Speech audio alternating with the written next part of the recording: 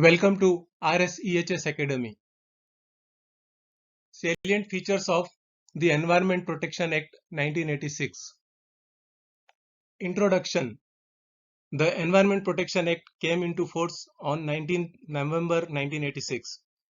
The Constitution of India clearly states that it is the duty of the state to protect and improve the environment and to safeguard the forests and wildlife of the country. The Department of Environment was established in India in 1980. This later became the Ministry of Environment and Forest in 1985.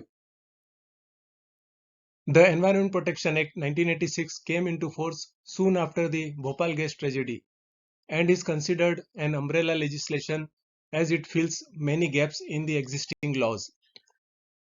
Thereafter, a large number of laws came into existence, example, handling and management of hazardous waste rules in 1989. Further to the introduction. The world communities resolved to protect and enhance the environment quality found expression in the decision taken at the United Nations Conference on the Human Environment held in Stockholm in June 1972. June 5th is considered to be celebrated as World Environment Day. The Government of India participated in the conference and strongly voiced the environmental concerns. While several measures had been taken for environmental protection both before and after the conference, the need for general legislation further to implement the decision of the conference had become increasingly evident. Therefore, the Environment Protection Act 1986 was passed. There are several rules laid down under the EP Act called umbrella legislation. Few of the important rules are as under. Environment Protection Rules 1986, Hazardous Waste Rules 1989, now 2016. Biomedical Waste Rules 1998, Municipal Solid Waste Rules 2000, Noise Pollution Rules 2000, Ozone Depletion Substances Rules 2000, Battery Waste Rules 2001, Plastic Waste Rules 2011, Electronic Waste Rules 2011. Objectives of the Act: to implement the decision made at the UN Conference on the Human Environment held at Stockholm in June 1972. To coordinate activities of the various regulatory agencies under the existing laws and creation of an authority or authorities for environment protection. To provide for deterrent punishment to those who would endanger environment, society and health. To ensure sustainable development in also one of the goals of the EPA 1986. To enact general laws on environment protection which could cover uncovered gaps in the areas of major environmental hazards, as the existing laws generally focused on specific type of pollution or on specific category of hazardous substances, and some major areas of environmental were not covered. In short, the Environment Protection Act 1986 aims at protecting and improving the environment and prevention of hazards to human beings, other living creatures, plants and property. Framework of the Act. The Environment Protection Act 1986 has 26 sections and it has been divided into 4 chapters. Chapter 1, Preliminary. Chapter 2, for general powers of the central government. Chapter 3 describes prevention, controls and abatement of environmental pollution, and Chapter 4 describes miscellaneous. Preliminary. Short title, extent and commencement. The Environment Protection Act 1986 enacted under Article 253 of the Indian Constitution to protect and improve environmental quality, control and reduce pollution from all sources. This act may be called the Environment Protection Act 1986. It extends to the whole of India. It shall come into force on such date as the central government may by notification in the official gazette appoint, and different dates may be appointed for different provisions of this act and for different areas. Let us understand important definitions. Environment. Described under section 2A, environment includes water, air and land and the interrelationship which exists among and between water, air, and land and human beings, other living creatures, plants, microorganisms, and property. Environmental pollutants as described in section 2b. Environmental pollutants means any solid, liquid, or gaseous substance present in such concentration as may be or tend to be injurious to the environment. Environmental pollution described under section 2c. Environmental pollution means the presence in the environment of any environmental pollutant. Further to the important definitions, handling described under section 2d. Handling in relation to any substance means the manufacture, process, treatment, destruction, conversion, offering for sale, transfer, or the like of such substance. Hazardous substance as described in section 2e.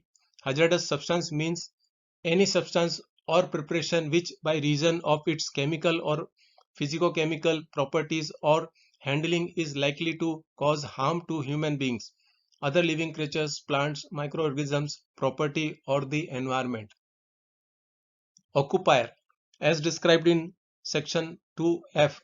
Occupier in relation to any factory or premises means a person who has control over the affairs of the factory or premises and includes, in relation to any substance, the person in possession of the substance.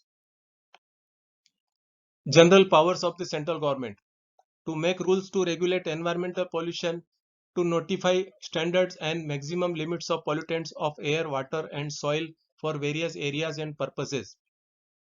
Prohibition and restriction on the handling of hazardous substances and location of industries as described in section 3 to 6. Under section 3, may constitute authority or authorities for the purpose of exercising of performing such of the powers and functions. Under section 4, may appoint a person for inspection. Section 5, may issue direction in writing to any officer or any authority to comply. Section 6, it empowers the government to make rules to achieve the object of the Act. Section 7, persons carrying on industry, operation, etc. not to allow emission or discharge of environmental pollutants in the excess of the standards. Section 8, persons handling hazardous substances must comply with procedural safeguards. Prevention, control, and abatement of environmental pollution. The central government has the powers to take all such measures as it deems necessary for the purpose of protecting and improving the quality of environment and preventing, controlling, and abating environmental pollution. Such measures may include coordination of actions by the state government officers and other authorities under this Act or under any law. Planning and execution of nationwide program for the prevention, control, and abatement of environmental pollution. Laying down standards for the quality of environment in the various aspects. Laying down standards for the emission or discharge of environmental pollutants. Restrictions of areas in which any industry, operation, or process shall be carried out.